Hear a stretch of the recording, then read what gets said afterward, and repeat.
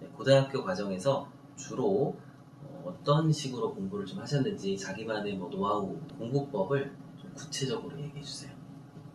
어, 저의 경우에는 이제 처음 고등학교 입학을 해서 기존에 제가 중학교 때까지는 소리내서 말하는 방법을 많이 썼습니다. 그래서 그런 방법을 써서 굉장히 성적도 어느 정도 원하는 만큼 받았기 때문에 고등학교에 입학하여서도 그것이 지속될 수 있겠구나라고 싶었었는데 제가 기숙사 생활을 잠깐 했었어가지고 그 생활을 하는 동안에는 제가 면학실에서 말을 하면서 외우고 싶은데 그렇게 할 수 없는 상황인 것을 알게 되었습니다.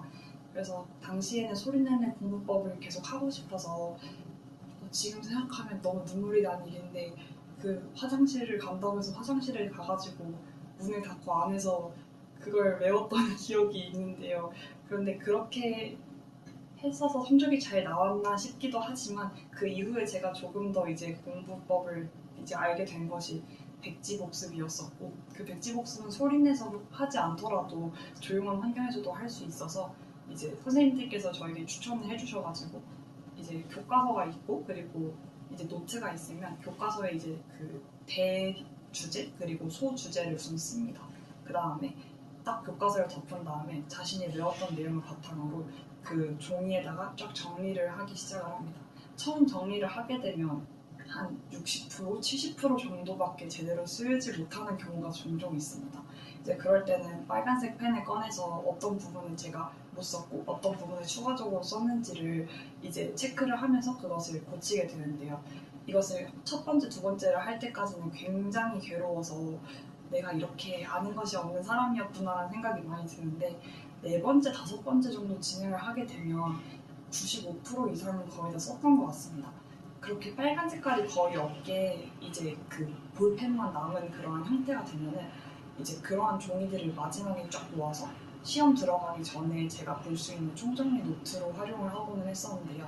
시험을 듣고 들어가기 전에 막 10분 전에 어떤 친구들 같은 경우에는 굉장히 잘 풀는 막 문제집을 가져오거나 아니면은 막 되게 많았던 프린트 유인물을 가져와서 그걸 넘기면서 보는 친구들도 있었는데 물론 그러한 공법들이 잘못됐다는 것이 아니라 제가 조금 더 선호했던 방법은 마지막에 이제 제가 빨간색 없이 준비했던 그 총정리 그러한 부분들을 쭉 한번 보면서 어떤 부분들을 제가 놓쳤었는지 보고서는 이제 그 부분을 조금 더 주의해야겠다 이렇게 생각을 많이 했던 것 같은데 그런 과정을 거치면서 처음부터 제가 이 종이를 한 번만 만든 것이 아니라 네 번, 다섯 번씩 만들었던 것이기 때문에 이번 시험은 그래도 잘 볼 수 있지 않을까 하는 묘한 기대감을 가지면서 시험에 임했기 때문에 시험 점수에 있어서도 어느 정도는 효과적이지 않았을까 싶습니다. 그 백지복습법이라는 방법이 뭐 꽤나 유명한 방법이기도 하잖아요. 그러면 궁금한데 그 백지복습법을 주로 쓸 수 있는 과목과 그러지 못한 과목이 좀 있잖아요. 성격상, 과목의 성격상 주로 어떤 과목들을 그렇게 썼나요? 그리고 어떤 과목들은 이제 백지복습법을 못 썼고. 주로 아마 백지복습법을 많이 사용하는 과목들이 저는 이제 국어의 경우에는 실질적으로 이제 백지복습법을 정말 잘하는 친구들의 경우에는 아예 국어 문학 지문을 쫙 다 외워가지고 쓰는 친구들도 주변에는 종종 있었는데요. 지금 생각해보면 정말 대단한 친구였다고 생각이 듭니다. 저는 그 정도까지 완벽하게 외우는 수준은 아니어서 그래서 이제 암기科目같은 경우나 흔히 저희가 막 기술과정, 막 음악, 체육 이런 과목들이 있기 때문에 이러한 과목들은 이제 책을 들고 다니기가 또 불편한 경우가 많아서 아예 그 백지복습을 몇 번 해가지고 그냥 하나의 종이에 정리하는 것이 편하겠다 싶은 점이 많았고 조금 사용하기 어려운 이러한 과목들은 이제 수학 과목 같은 경우가 있을 것 같습니다. 수학은 수학은 잠깐만 말씀을 드리자면 물론 개념을 잘 정리하는 것도 정말 중요하고 저도 개념 덕분에 많은 효력을 보게 되었었는데 개념만 안다고 해서 수학 문제가 풀리는 것이 아니었기 때문에 저희 학교는 특히 더 그래서 이제 수학 문제 자체는 이제 수학 노트나 이제 따로 정리해서 풀 때 풀고 수학 개념 자체를 막 백지복습을 하진 않았던 것 같습니다. 네. 그러면 아까 이제 구체화 부분에서도 잠깐 얘기는 하셨는데 과목마다 좀 틀릴 것 같기는 해요. 그래도 만약에 역사다 그러면 역사의 그 책이 있잖아요, 교과서를 어느 정도 구체적으로 어느 정도 수준까지 썼어요, 본인은. 그게 정말 천차만별이라서 사람들마다. 저의 경우에는 사실 역사를 꽤나 좋아하는 학생이었어서 거의 다 말하면서 누굴 가르치면서 그냥 생각나는 내용을 빠르게 정리한다 정도로 썼어가지고 핑크 색깔로 줄쳐놓은 부분들이 제가 이제 가끔씩 이름을 까먹거나 아니면 헷갈렸던 부분들이었던 것 같은데 일종의 개념화하는 거네요, 그죠? 핵심 개념을 정리하는 거예요. 그 뭐랄까 이렇게 개념도처럼. 무슨 문제집 같은 걸 보면은 문제집 시작할 때 이렇게 개념도 같은 거 나와 있고 이제 문제 나오고 하는 그런 느낌에 가깝네요. 역사는. 네, 맞습니다. 이때 조금 주의했던 게 저는 이 백지복습 하기 전에는 그 문제집에 있는 그런 정리된 걸 바로 보지를 않으려고 노력을 했던 것이 그것을 한 번 보게 되면 그 개념도가 제 머리에 익혀져서 그 개념 자체만 외우게 되기 때문에 수업 시간에 또 선생님께서 강조를 하시는 부분이랑 시험에 나오는 부분이 연결되어 있는 거지 문제집 자체는 또 직결되지 않은 부분이 많은데 한 번 그 문제집에 있는 개념도를 보고 거기에 있는 세부 내용을 기억하게 되면은 쓸데없는 내용을 기억하게 되거나 아니면 필요한 내용을 빠뜨리는 경우가 많아서 우선은 제가 정리할 수 있는 방식으로 첫 번째 정리를 한 다음에 후에 이제 따로 문제집을 풀 때 그때 제가 놓친 부분이 있는지를 한번 이제 뭔가 출제자나 객관적인 시점으로 한번 봤던 것 같습니다. 역사는 그렇고 혹시 과학도 아까 얘기하셨는데 과학은 조금 다른가요? 어떤가요? 네. 과학의 경우에는 이것은 제가 수능 들어가기 전에 마지막에 보려고 생명과학 1을 거의 총정리한 마지막 노트인데요. 굉장히 아까 중학교 거에 비해서는 조금 빽빽하고 무엇이었을까 싶을 정도로 많은 내용이 담겨 있는데 이것의 경우에는 아마 제가 한 페이지로 마지막에 그 총 정리를 해야 됐기 때문에 그렇게 시도를 한 것일 수도 있을 것 같고 또 과학의 경우에는 막 역사처럼 줄글로 정리된 것보다는 핵심 개념어랑 그리고 개념어 간의 연관성을 얼마나 잘 이해하고 있고 그럼 이런 거 정리할 때 아까 처음에는 기본적인 목차랄까요? 이런 거를 처음 이렇게 해놓고 나머지 빈 공간을 채우는 느낌이라고 하셨었잖아요. 목차를 어느 수준으로 써놓고 나머지를 채우나요, 보통? 당일날 만약에 백지복습을 해야 한다고 한다면은 우선 보통 선생님들께서 하루에 소단원 1개나 아니면 한 0.8개 정도 나가신다고 치면은 소단원을 쓰는데 우선 소단원이 어디서 나온 주제인지는 알아야 되니까 대단원을 한번 쓰고 소단원을 쓴 다음에 그 소단원에서 보통의 교과서들이 약간 막 초록글씨나 빨간 글씨로 막 뭐뭐에 뭐뭐 하고 줄글 있고 그 다음 문단에 뭐뭐에 뭐뭐 하고 또 줄글이 있고 그런데 소제목들이죠. 네, 완전 소제목들이랑 키워드들은 미리미리 써놓고서 나머지를 채우는 정도가 적절하지 않을까 싶습니다. 고등학교 때 오늘 뭐 5과목을 들었어요. 그리고 이제 끝났어, 수업이. 그러면은 백지복습을 이제 그날 하루 공부한 그거를 어느 정도 시간 동안에 무슨 과목을 어떻게 진행한 거예요? 방금 말씀하신 것처럼 굉장히 막 하루에 체계적으로 많은 양을 매일매일 공부하기에는 조금 어려웠던 것이 학생부 종합전형을 진행을 하다 보면은 매일매일 해야 되는 이제 프로젝트나 아니면은 대회 준비가 조금 많아서 매일 이만큼을 해야겠다라고 생각은 하지 못한 적도 가끔 있었는데 그럼에도 불구하고 조금 따라할 수 있는 방법을 이야기를 해보자면 저의 경우에는 수업 끝난 이후에 오늘 무엇을 배웠는지 한 3문장 정도로 정리를 하려고 했던 것 같습니다.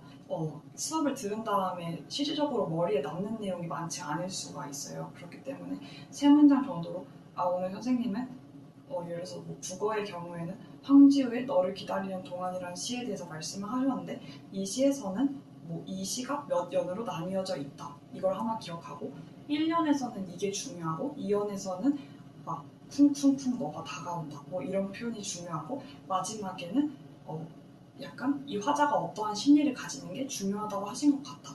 이렇게 생각을 하고 이제 최종적으로 그래서 선생님께서는 이런 걸 얘기를 하시면서 이러한 마지막 최종적인 주제의식이 중요하다고 하셨고 작가는 뭐 이러한 특성을 가진다고 하니까 이 작가의 이러한 것들을 더 읽어보라고 하셨네 정도를 해서 네, 말로 하면 조금 긴데 생각으로는 한 2분 정도 생각하고서는 3가지 문장을 뽑으려고 노력을 했던 것 같습니다. 그래서 최종적으로 만약에 백지복습을 해야 한다고 한다면 이제 과목별로 그날 보통 한 6과목에서 7과목 정도 배우게 되니까 종이를 한 장 놓고서 한 4분할, 5분할 정도를 할 것 같아요. 왜냐면 보통 이제 체육이나 기타 과목이 있는 날이 하루씩은 있으니까 한 4분할, 5분할을 한 다음에 이제 교시 순으로 쓰는 것이 편할 것 같고 그래서 국어 1교시, 수학 2교시, 영어 3교시, 그 다음에 뭐 5교시가 과학이었고 7교시가 사회였다고 치면은 그렇게 쓴 다음에 국어의 경우에는 아까 말했던 문장 정도? 3문장인데 그 3문장에서 어떤 것이 내가 중요하게 생각했는가를 우선 3문장을 쓴 다음에 거기서 뽑으려고 할 것 같고요. 그리고 그 3문장만으로는 백지복습이 또 부족할 수 있으니까 그 외에 제가 선생님 말씀 중에서 너무 집중해서 들었거나 아니면 좀 간과해서 들은 게 있는지 그 교과서에 딱 그 부분을 본 다음에 조금 더 그것을 키워드 위주로 채워 넣으려고 할 것 같습니다.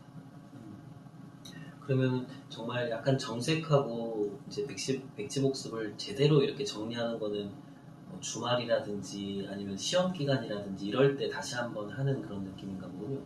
네, 조금 진지하게 정말 어떻게든 이걸 해야겠다라고 이제 전문적으로 들어가는 건 아마 시험 기간일 것 같습니다.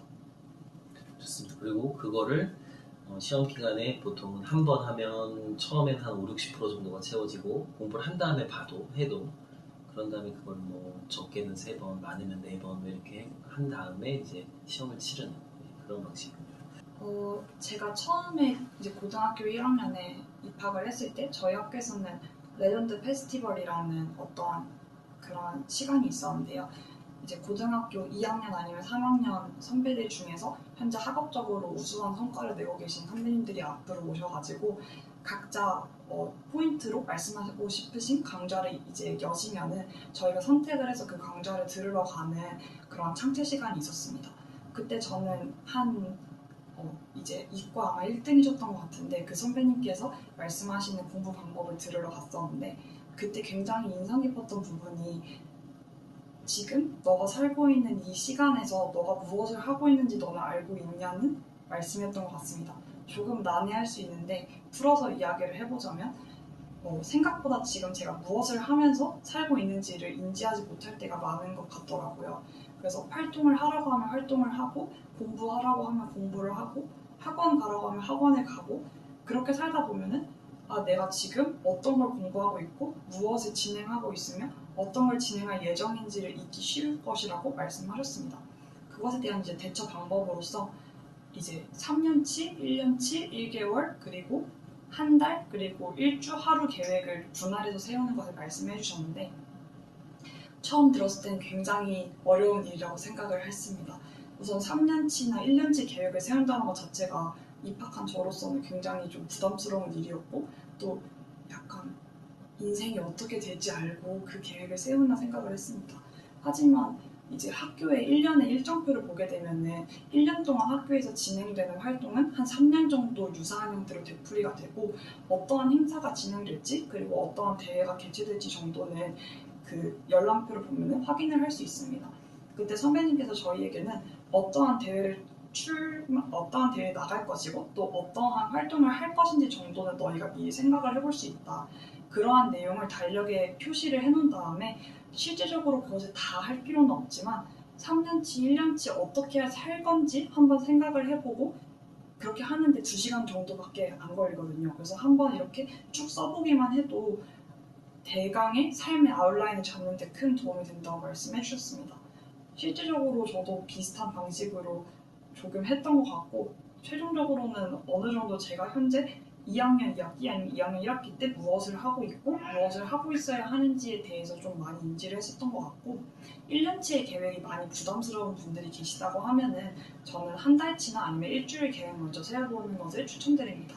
일주일치 계획이 가장 중요한 이유는 일주일은 생각보다 굉장히 빨리 흘러가는 것을 아마 다들 아실 것 같은데요. 월요일이 싫어, 화요일이 싫어, 수요일이 싫어, 목요일이 싫어, 곧 토요일이다? 그리고 주말이 바로 끝나버립니다. 이것이 고등학교 가면 바뀔 수 있을 거라 생각을 하실 수 있는데 솔직히 고등학교 가도 마음은 똑같거든요. 그렇기 때문에 일주일치를 그냥 허비하여 보내지 않기 위해서 가장 중요한 것이 일주일치의 계획을 그 전주 이제 일요일 저녁에 많이 세웠던 것 같은데 일요일 저녁에 세워본 다음에 그 계획을 월, 화, 수, 목, 금, 토일로 분할해서 세워보고서는 실제 이제 그날 가서는 또 그날 이제 생기는 또 이벤트나 아니면 과제가 달라질 수 있으니까 그날의 플래너를 또 그날 써서 내가 현재 월요일에 계획하기로 했던 것을 잘 수행하고 있는지 아니면 월요일에 할 내용이 밀렸다면 이것을 화요일이나 수요일 아니면 토요일에 언제 보강할지 정도를 예상하면서 가는 것이 공부할 때 굉장히 효율적이었던 것 같습니다. 아, 이게 그건가요? 아, 네. 아니, 네네. 이거의 경우에는 한번 보여주시면서 가져오신 이게 뭐죠? 이것의 경우에는 이제 주간 계획 학습서 그런 것이라 볼 수 있는데 언제 몇 학년 때 겁니까? 이것은 사실 제가 수능 공부를 한 번 더 하면서 고등학교 졸업 이후에 작성한 플래너였는데요. 네, 하고 싶은 이야기가 제가 고등학교 때까지 주간 플래너를 쓴다고 이야기를 했지만 실질적으로는 또 이제 여러 가지 일정에 부딪히게 되면은 그냥 일정 자체가 어그러지는 경우가 너무 많아서 저는 또 저의 그런 성격 특성상 조금 강박적이고 완벽주의적인 성향이 어느 정도 있었기 때문에 그냥 나는 이번 주는 플래너를 안 쓰고 가는 것으로 하자라고 생각을 할 정도로 조금 무모할 때가 가끔씩 있었는데요.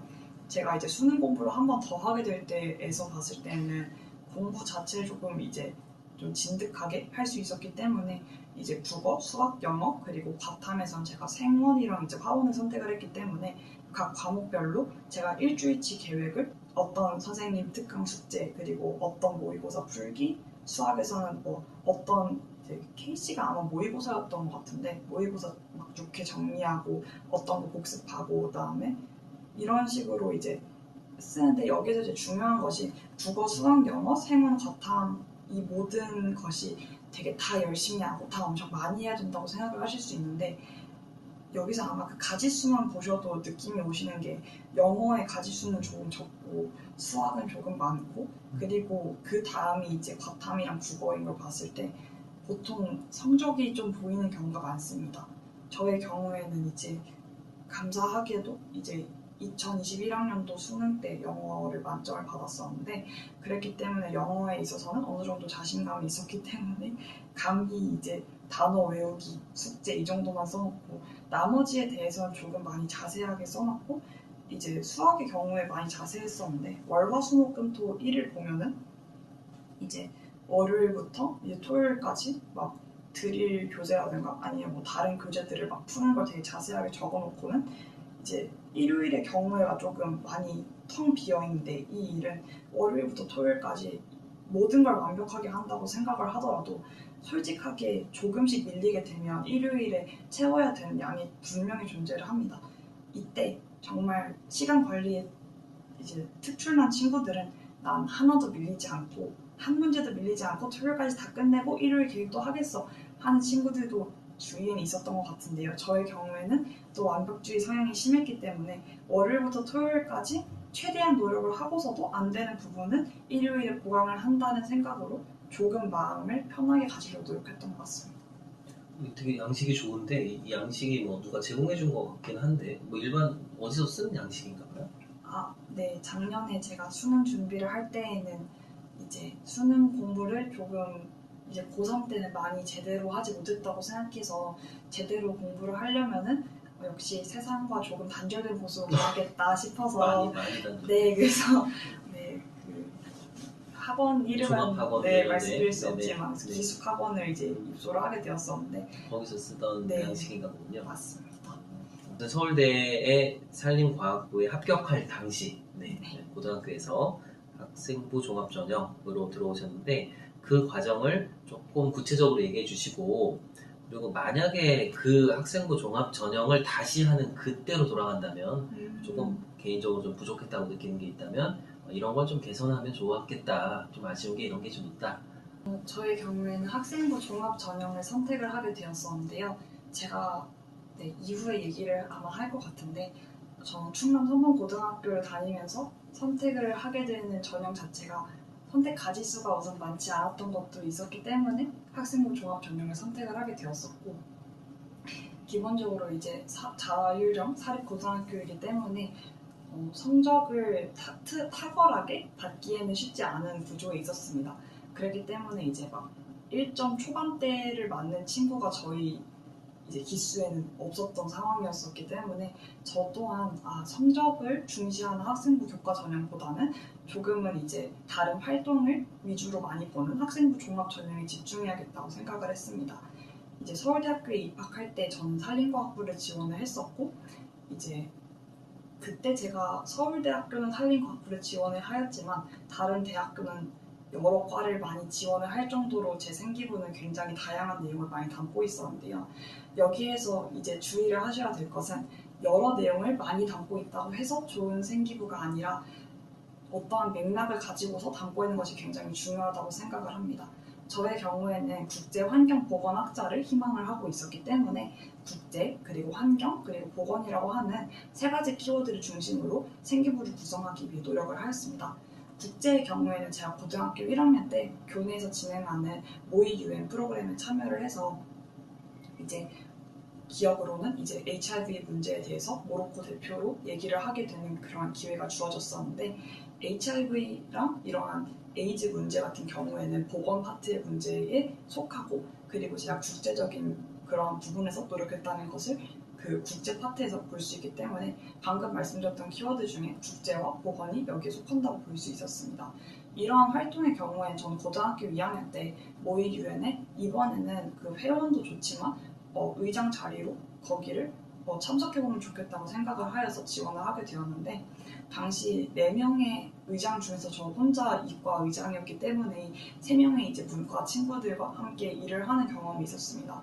당시에는 이제 기본적으로 제가 이제 이과에서 오랜 시간을 있었고, 또 학교에서 진행하고 있는 디플로마 과정이 있는데, 그러한 뭔가 전공 선택과 비슷한 그러한 계열로 인해 전 생명과학 과정 친구들과 굉장히 이제 많은 컨택이 있었고, 다른 과목들을 많이 수강하지 않은 상태였기 때문에 문과에서 어떤 식의 테마를 많이 다루고 그리고 접근하는지에 대해서는 잘 몰랐던 것 같습니다. 하지만 그 친구들과 함께 협업하고 또 이제 모의 유엔의 의장으로서 그 MUN을 이끌게 되면서 국제 파트에 대한 내용도 보강함에 있어서 더 도움이 되었었고, 또 문과 친구들과 협업했다는 그 경험 자체가 굉장히 이과에 치중된 사람이 아니라 국제적인 영역에서도 다른 사람들과 협업할 수 있다는 문이과 통합적인 인재로서 뭔가를 보여주지 않았을까 싶습니다. 그리고 남은 환경 문제에 대해서도 환경은 거의 산림과학부 입학할 때 제가 가장 메인으로 썼던 키워드였기 때문에 조금만 자세하게 말씀을 드리자면, 처음에 입학을 해서 4월달 정도에 이제 노캠이라는 주제로 과학탐구 토론대회가 열렸습니다. 당시에 제가 1학년의 나이로 감사하게도 본선에 진출하게 되었었는데, 6개 팀 중에서 1학년이 한 팀이었고 나머지 5개 팀이 2학년이었던 걸로 기억을 합니다.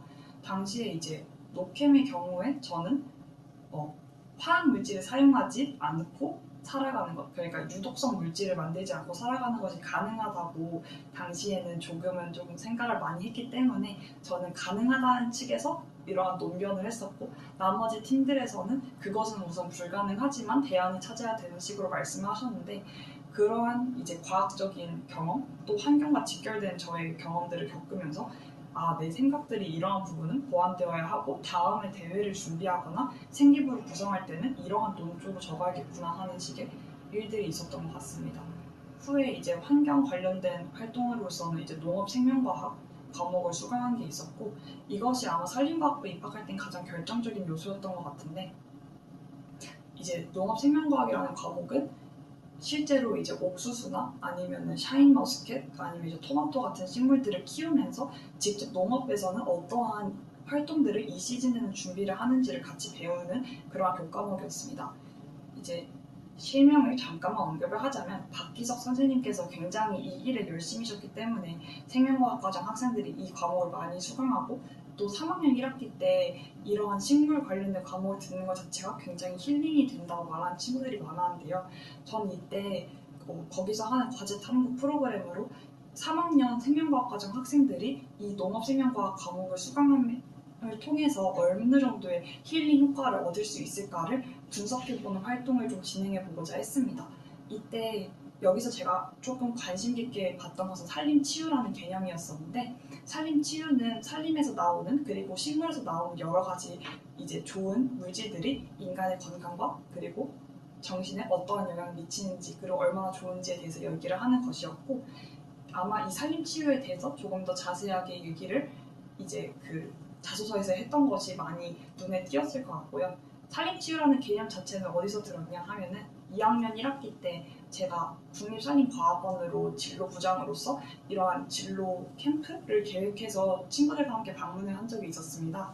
당시에 이제 저는 국립산림과학원에 방문을 하여서 와, 세상에 이렇게 정말 사람에게 그리고 정신에 도움이 되는 이러한 개념들도 있구나, 그것을 처음 알게 된 것 같습니다.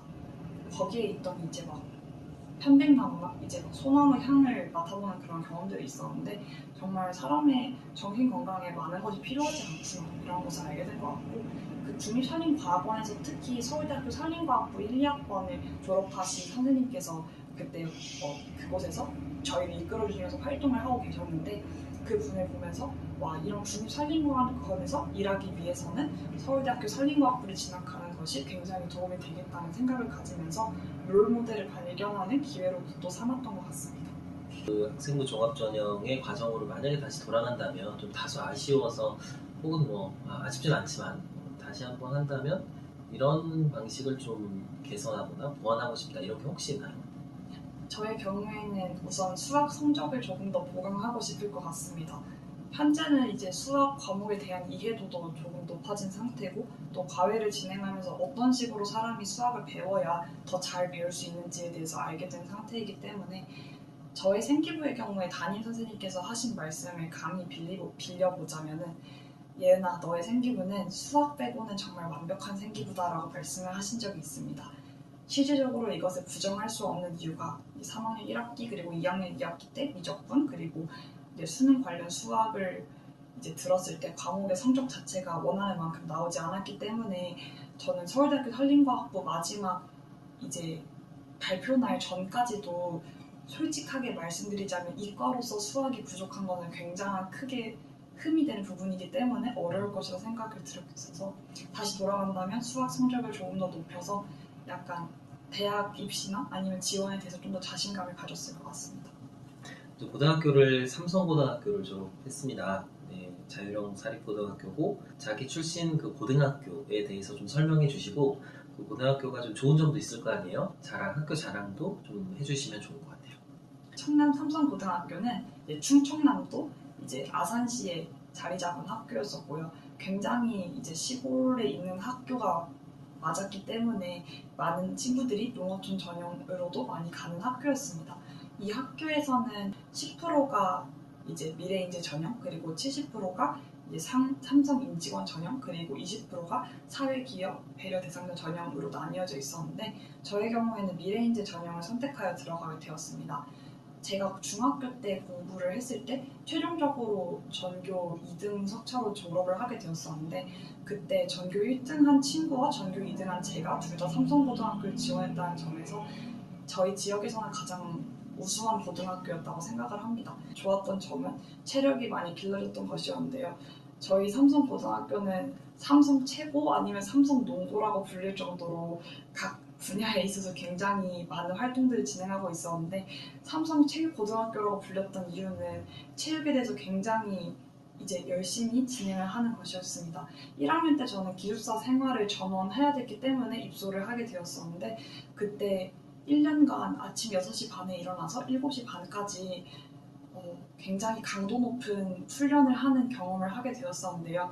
중학교 때 제 체력의 수준이 체육 과목에서도 올 A나 만점을 받을 정도로 꽤나 우수하다고 생각을 했었는데, 당시에 이제 한 1시간 정도 운동장을 고강도로 뛰다 보니까 와, 이렇게 사람이 숨이 부족해서 기절할 수도 있겠구나 하는 생각이 들었습니다.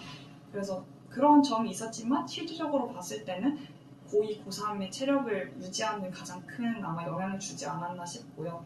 또 이공계 중심 고등학교이기 때문에 삼성에서 지원을 또 해주는 그런 고등학교여서 그런지 장비나 아니면 기기에 대해서 굉장히 관대하고 또 많은 지원을 해줬던 걸로 기억을 합니다. 좋습니다.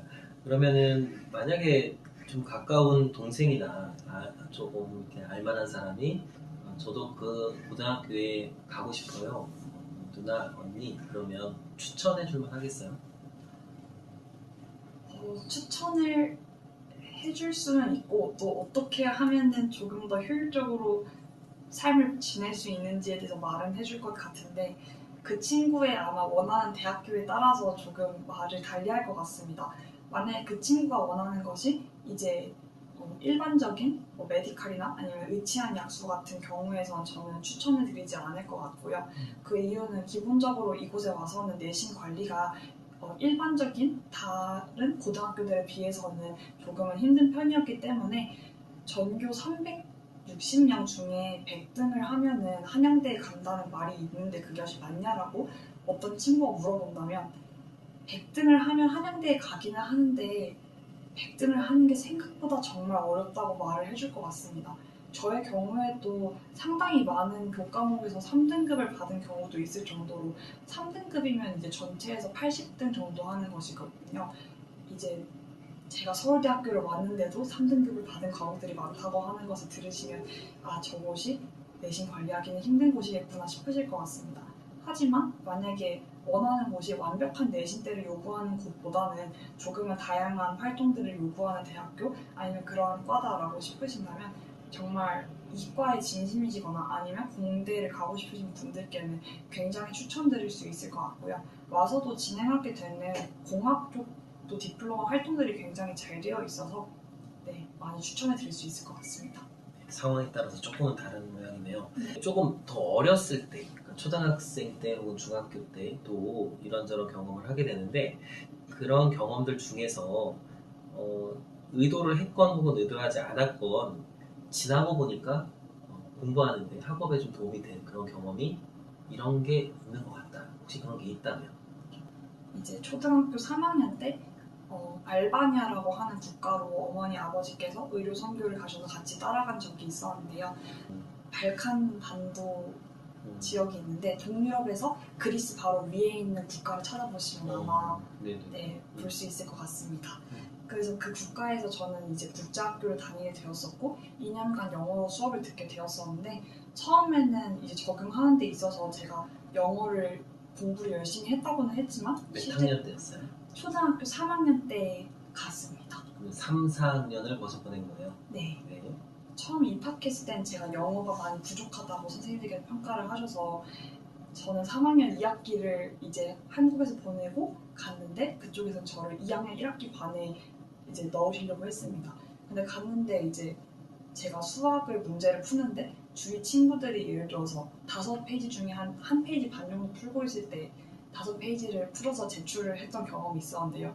그걸 보고 선생님께서 많이 놀라셨는지 영어 선생님과 상담을 하셔가지고 이 친구가 2학년 반에 있으면 안 될 것 같다. 너무 그 밸런스가 맞지 않다고 말씀을 하셔서 3학년 반으로 들어가게 된 경험이 있습니다. 그 이후에 제가 영어에서 있어서도 정말 도움이 되었었고 또 진로에 있어서도 도움이 되었던 것이 알바니아라고 하는 국가는 이제 개발도상국가에 속하고 또 환경에 대한 문제가 그렇게까지 많이 사람들의 인식에 있지 않습니다. 기본적으로 성장하는 데 있어서는 다른 자원들을 어느 정도 많이 활용을 하는 것이 중요하다는 것이 메인 커먼 센스였기 때문에 그곳에서 있어서 환경은 이용의 대상이었지 보호의 대상이 아니었습니다. 그때 어느 이제 어머니 아버지가 또 이제 의료 활동을 하시는 곳에 따라가서 쓰레기가 있는 것을 많이 보게 되었었는데 한국에서는 정말 상상할 수도 없을 정도로 많은 양의 쓰레기를 처리하고 있는 것을 또 보았던 것 같습니다. 아버지께서 말씀하셨던 것이 그 나라의 경제적 수준이나 아니면 활동에 따라서도 정말 이런 환경을 대하는 태도가 많이 달라질 수 있으니까 너가 다음에 커서 이런 분야에 관심이 있으면 환경 관련 전문가가 돼서 이러한 문제들을 해결하는 데 좀 노력했으면 좋겠다고 하셨고 저는 그런 부분에 대해서 많이 영향을 받아서 현재 국제환경보건학자를 희망하고 있었습니다. 또한 다른 부분에 있어서는 학업적인 부분인데요. 한국에 돌아와서 이제 돌이켜보고 생각하게 되었을 때 영어 실력이 우선 비약적으로 성장했던 것이 맞았고 한국에 와서 이제 관련된 영어 학원이나 그러한 영어 공부를 이제 실시를 했을 때 당시에 고등학교 2학년 아니면 고등학교 3학년 모의고사를 풀어도 크게 문제가 없을 정도로 많이 성장을 한 것을 볼 수 있었고, 또 이제 알바니아에 있을 때는 한국에 대한 향수가 굉장히 짙어서 한국에서 온 것이라고는 거의 다 이제 좋아하곤 했었는데, 특히 이제 한국에서 온 책들도 많이 읽게 된 것 같습니다. 그래서 이제 한국에 어린 나이 때 있을 때 읽었던 책 양도 많았지만 실제로 알바니아에 가서 그 2년간 읽었던 책 양이 굉장히 많았기 때문에 한국에 돌아와서도 한국어 구사 능력이 많이 부족하지 않았던 것이 아마 책을 읽어서가 아닌가 싶습니다.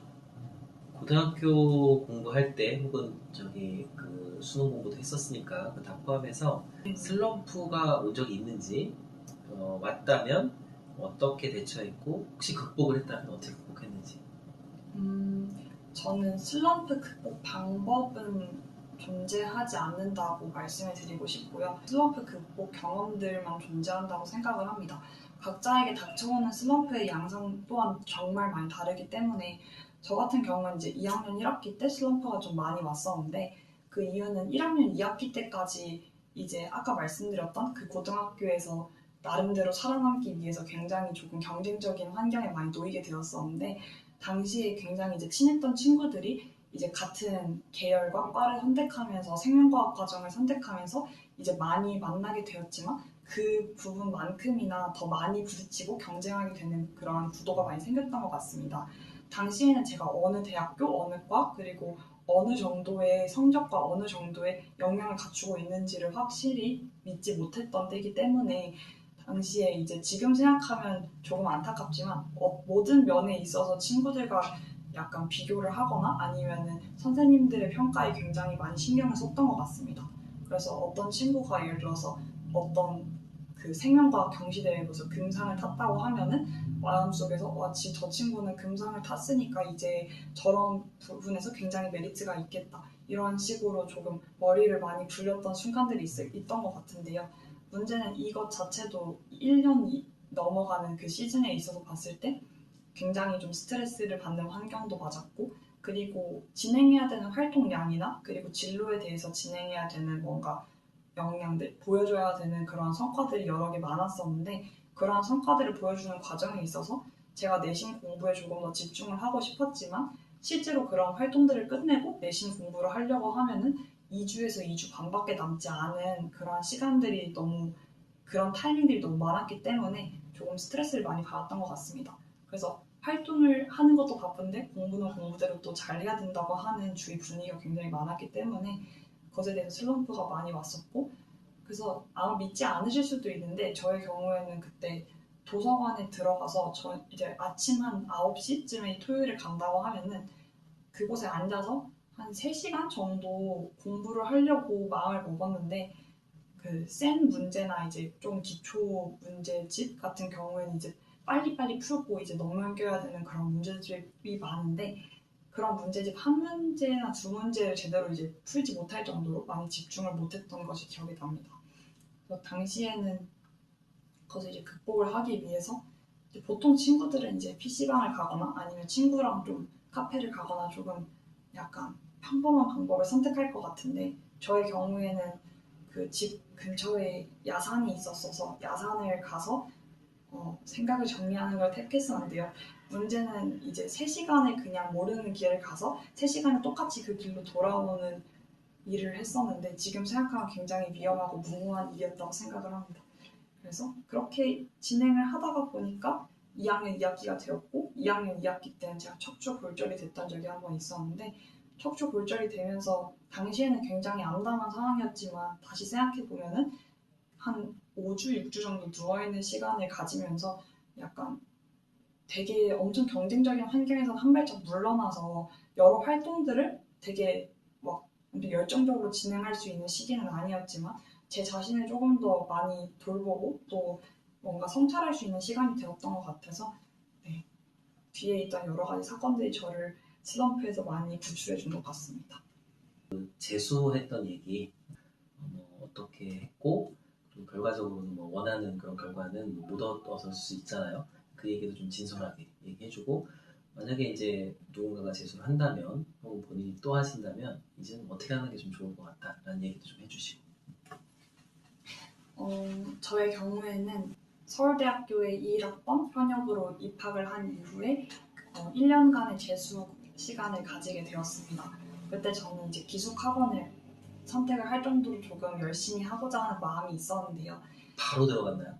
몇 월 달쯤 들어갔어요? 3월 20일 정도에 휴학을 하고 4월 1일부터 시작을 했습니다. 조금은 다녔구나. 네, 네. 그래서 사실 처음 입학을 했을 때는 바로 재수를 할 생각은 많이 없었어서 이렇게 고민을 하고 있다가 조금 살짝 늦게 시작을 했던 것 같습니다. 이제 그때 제 마음에서는 열심히 하면은 안 될 것은 없다. 약간 이런 조금 약간 살짝은 오만한 마음이 있었던 것 같은데 그때 이제 제가 생각을 했던 것이 그때가 이제 약학 대학교가 이제 약학 전문 대학원에서 일반 약대로 편입이 이제 풀리는 시기였기 때문에 굉장히 많은 사람들이 이제 수능에 다시 한번 도전을 하는 때였습니다.